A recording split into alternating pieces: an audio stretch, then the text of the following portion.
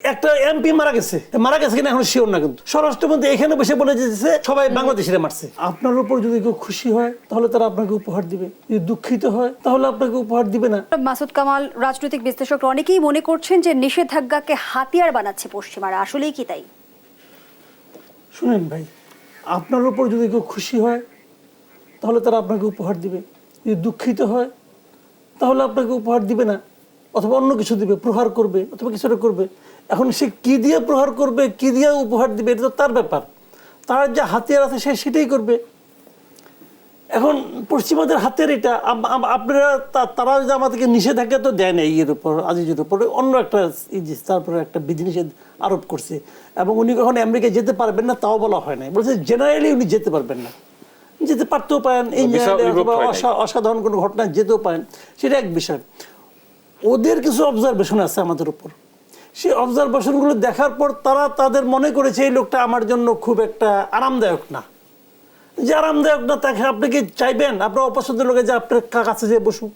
না, আপনি নাও চাইতে পারেন, তারাও চায় নাই। এখন তারা কে মনে করেছে, কেন মনে করেছে, তাদেরও একটা নিজস্ব একটা পদ্ধতি আছে।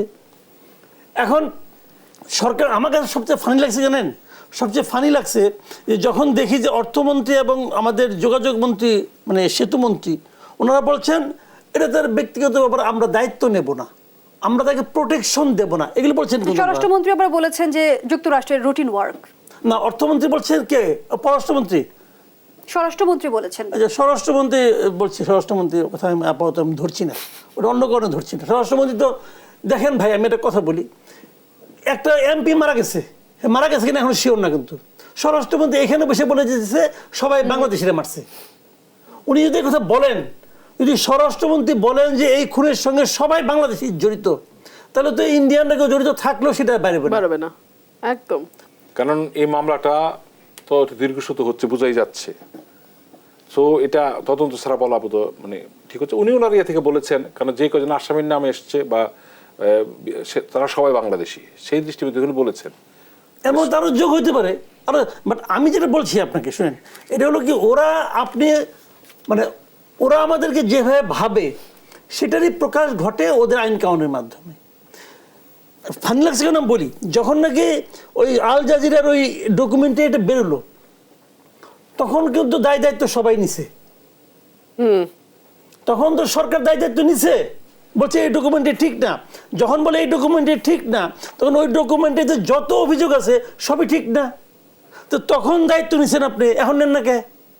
এখন কেন বলেন এটা ওনার পার্সোনাল ব্যাপার? ওই ডকুমেন্টের উপর কি এটা নেওয়া হয়েছে উদ্যোগটা? এটা ওই ডকুমেন্টে তার উপর যে যে অভিযোগ ছিল, এখানেও ঠিক সেই অভিযোগগুলি তারা করছে। উনি খুব স্পষ্ট বলেছেন উনি কবে জয়েন করেছেন, ওনার বাইরে কবে বিদেশ গিয়েছেন, উনি ক্লিয়ার করেছেন। সবাই ক্লিয়ার করে, খুনের আসামিও ক্লিয়ার করে, ওই সময় সে কোথায় ছিল। আরো আলোচনা দাবি রাখি আমরা আমাদের আয়োজনের একেবারেই শেষ করতে তিনজনকে অসংখ্য ধন্যবাদ জানাচ্ছি। প্রিয় দর্শক, এখানেই শেষ করছি দেশ সম্প্রতিকের আজকের আয়োজন। ধন্যবাদ আমাদের সাথে থাকার জন্য।